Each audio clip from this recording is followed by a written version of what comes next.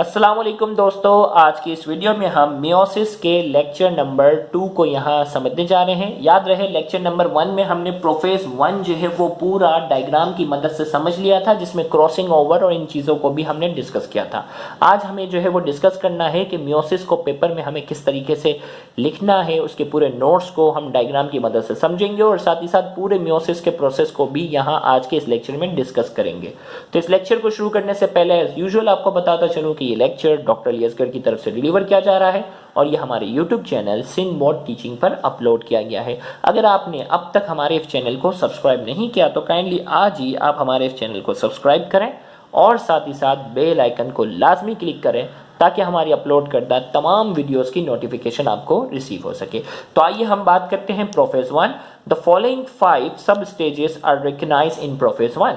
Prophase 1 के 5 सब stage हैं: लेप्टोटीन, जाइगोटीन, पैकिटीन, डिप्लोटीन और डाइकिनेसिस। तो आइए हम सबसे पहले बात करेंगे लेप्टोटीन की बात करेंगे। लेप्टोटीन की हमने पहले जो बात की थी वो क्या थी कि लेप्टोटीन के अंदर क्रोमोसोम जो होते हैं वो extremely thin thread like structure की शक्ल में नजर आते हैं, जिन्हें हम कहते हैं क्रोमोनीमा। और मुख्तलिफ जगहों पर जो डार्कली पार्ट है ना, जो उसको बीडेड अपीयरेंस दे रहा है, वो डार्क वाला हिस्सा कहलाता है क्रोमोमेर। In this stage, the cell has diploid chromosome number which are thin, long thread and longitudinal single। ये सिंगल होते हैं, थिन होते हैं, लॉन्ग होते हैं। They present beaded appearance due to presence of granules of chromomere। ये जो है वो beaded appearance तस्बीह के दानों की शक्ल में नजर आते हैं because of granules of chromomere। मुख्तलिफ जगहों पर डार्क वाला हिस्सा होता है और वो डार्क वाला हिस्सा होता है वो क्रोमोमेर कहलाता है। At regular intervals along its entire length। इसकी पूरी लेंथ में हमें जो है वो क्रोमोमेर बीडेड अपीयरेंस यहाँ क्या करते हैं, शो करते हैं।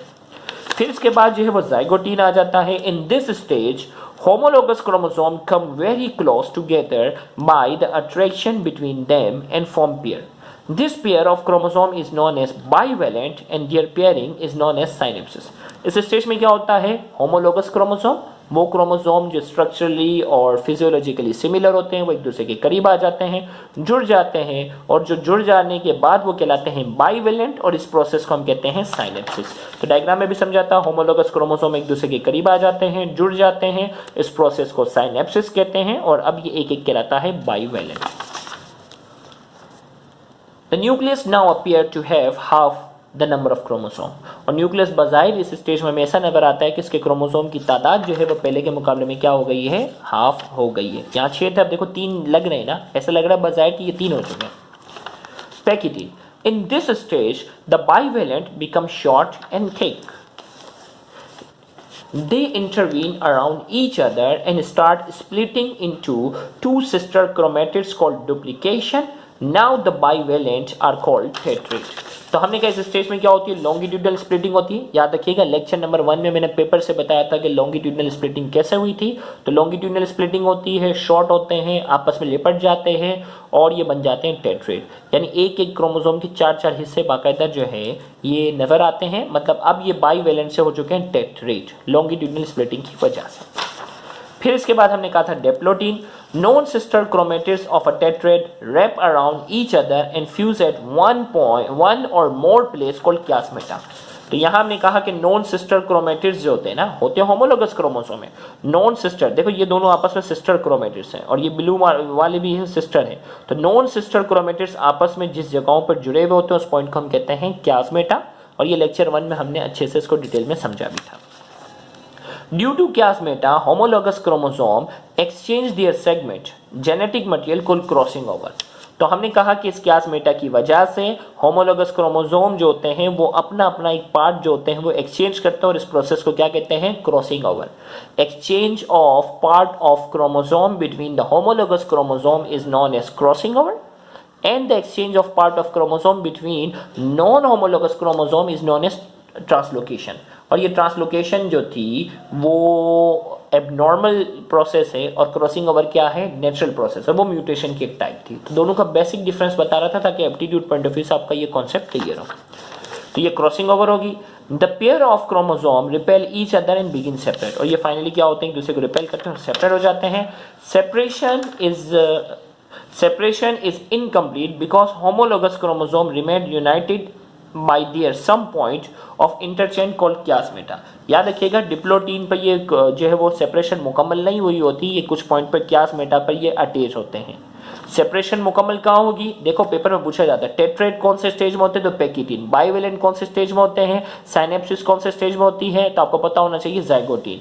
इसी तरीके से क्रोमोनीमा की शक्ल में कौन से स्टेज में होते हैं, तो लेप्टोटीन। क्रोमोमेयर कौन से स्टेज में नजर आते हैं, तो लेप्टोटीन। इसी तरीके से जो है वो क्रॉसिंग ओवर कौन से सब स्टेज में होता है, तो डिप्लोटीन। और मुकम्मल सेपरेट कौन से स्टेज में हो जाते हैं, डाइकिनेसिस। ये बड़े एप्टीट्यूड के बड़े फेवरेट सवाल है, आपको पास पेपर में नजर आएंगे।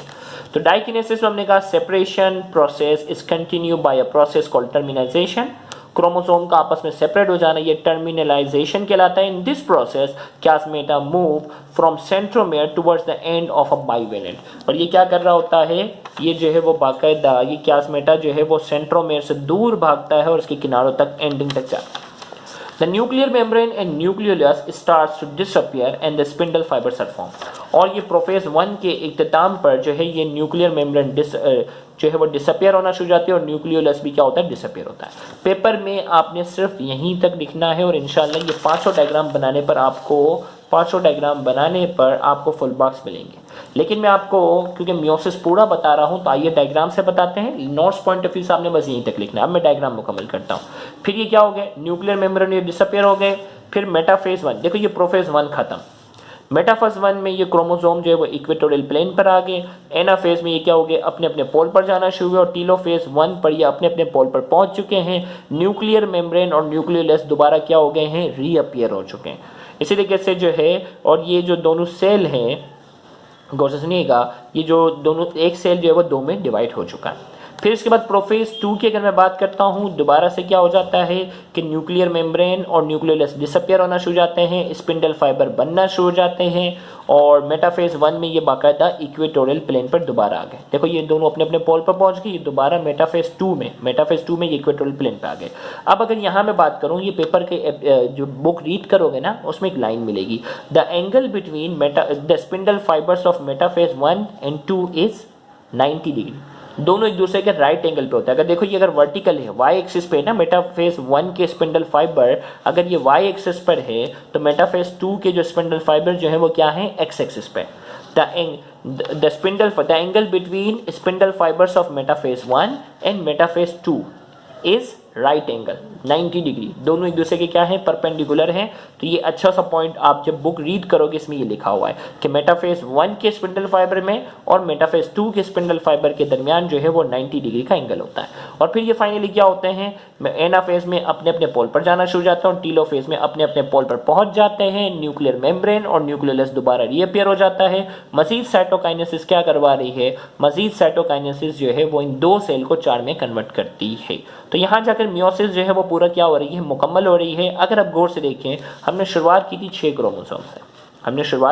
क्रोमोसोम से, इख्तिताम जो हो रहा है वो 3 क्रोमोसोम पर हो रहा है। इसी तरीके से क्रोमोसोम की तादाद तो हाफ हो गई और एक सेल जो है वो फाइनली जो है वो 4 सेल में डिवाइड हो चुका है। तो यहाँ जाके ये मियोसिस के तमाम स्टेजेस जो है वो हमने दूसरे लेक्चर में हमने मुकम्मल कर लिए। पहले लेक्चर में इसकी बेसिक को डिस्कस किया था, वो भी आपने लाजमी अटेंड करना है। और दूसरे लेक्चर में जाकर मैंने आपको ये बता दिया कि एक सेल से 4 सेल में किस तरीके से ये डिवाइड हुए, क्रोमोसोम की तादाद कैसे हाफ हुई। तो यहाँ जाकर हमारे ये लेक्चर जो है वो मुकम्मल होता है। अगर आपको हमारे ये लेक्चर पसंद आया है तो इस वीडियो को लाजमी लाइक करें, कमेंट में अपना फीडबैक लाजमी दें और इस वीडियो को ज़्यादा से ज़्यादा शेयर करके अपना हक ज़रूर अदा करें। याद रहे, बहुत से ऐसे स्टूडेंट हैं जो गवर्नमेंट कॉलेजेस के बाद एक्सपेंसिव कोचिंग सेंटर्स को अफोर्ड करने की सलाहियत नहीं रखते। तो आपका इन वीडियोस को ज़्यादा से ज़्यादा शेयर करना, उन तक पहुँचाना आपके लिए सदका जारिया बन सकता है। Thank you very much. अल्लाह हाफ़िज़।